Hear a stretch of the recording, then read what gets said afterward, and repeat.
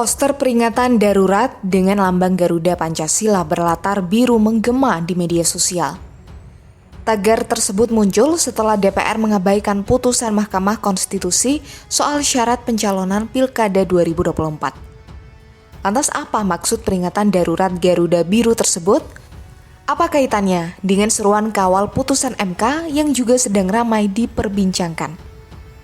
Jadi maksud dari peringatan darurat Garuda ini adalah sebagai bentuk perlawanan kepada DPR yang telanjur menyepakati RUU Pilkada pada Rabu 21 Agustus 2024. Perlawanan itu dilakukan sebagai bentuk akumulasi kemarahan publik lantaran RUU Pilkada yang disepakati oleh Balik DPR dinilai menganulir putusan Mahkamah Konstitusi nomor 60 dan 70.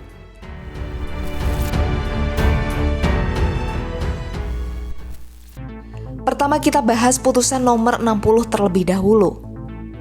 Jadi pada awalnya MK mengabulkan sebagian gugatan dari Partai Buruh dan Partai Gelora soal UU Pilkada.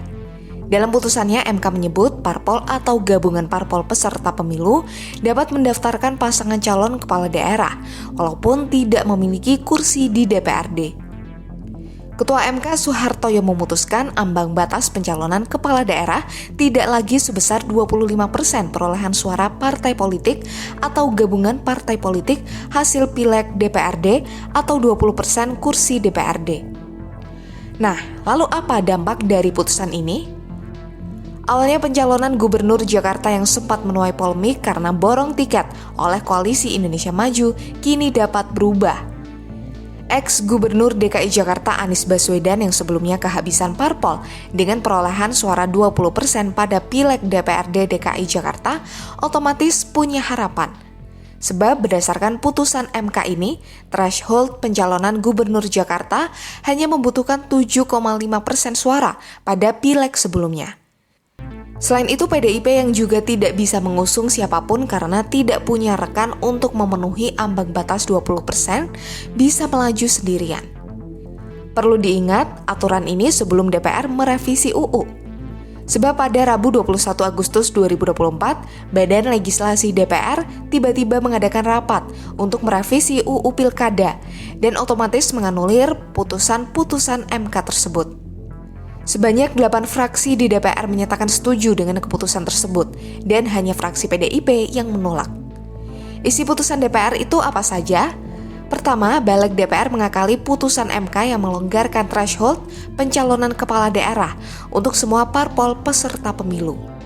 Balik mengakalinya dengan membuat pelonggaran threshold itu hanya berlaku buat partai politik yang tak punya kursi DPRD.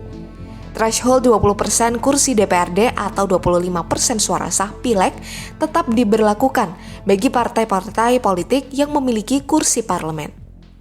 Dengan aturan ini, maka PDIP tetap tak bisa mengusung calon di Jakarta karena partai lain sudah bersatu dalam KIM Plus mengusung Ridwan Kamil Suswono. Alhasil, KIM Plus pun cukup bertarung dengan calon independen.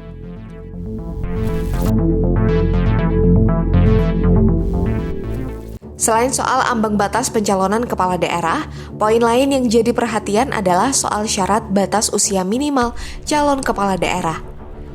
Pada awalnya MA telah memerintahkan KPU untuk mengubah syarat batas usia calon gubernur dan wakil gubernur lewat amar putusan terhadap gugatan yang dilayangkan Partai Garuda.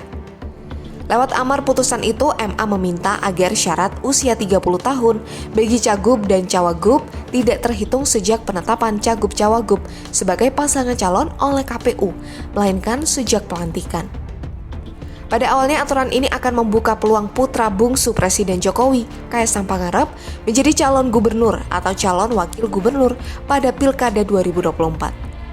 Ini karena pelantikan kepala daerah terpilih hasil Pilkada 2024 hampir pasti dilakukan pada 2025 setelah Kaisang berulang tahun ke-30 pada 25 Desember 2024. Namun lewat putusannya nomor 70, MK menolak perubahan syarat batas usia untuk calon kepala daerah yang diperintahkan MA itu.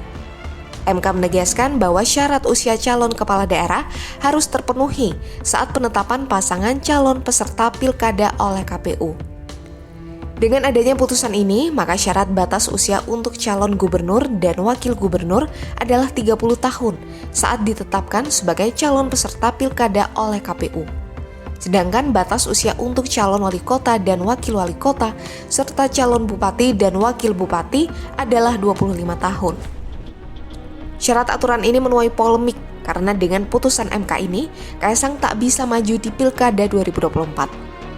Sebab Kaisang baru akan genap berusia 30 tahun pada 25 Desember 2024. Sementara penetapan calon kepala daerah yang memenuhi syarat untuk ikut pilkada diumumkan September 2024. Namun ternyata logika hukum bisa dibuat begitu cair mengikuti dinamika politik.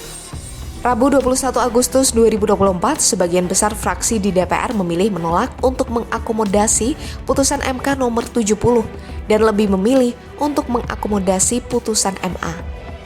Lagi-lagi hanya PDIP yang memilih putusan MK nomor 70 sebagai acuan syarat usia calon kepala daerah dalam RUU Pilkada. Wakil Ketua Balik DPR Ahmad Baidowi beralasan putusan MA lebih jelas dan detail mengatur ketentuan tentang syarat usia pencalonan kepala daerah. Kini bola panas ada di KPU sebagai regulator teknis yang akan memproses seluruh pencalonan kepala daerah. KPU tinggal memilih mengikuti putusan MK sebagaimana mereka lakukan saat meloloskan Gibran sebagai cawapres 2024 atau membebek DPR.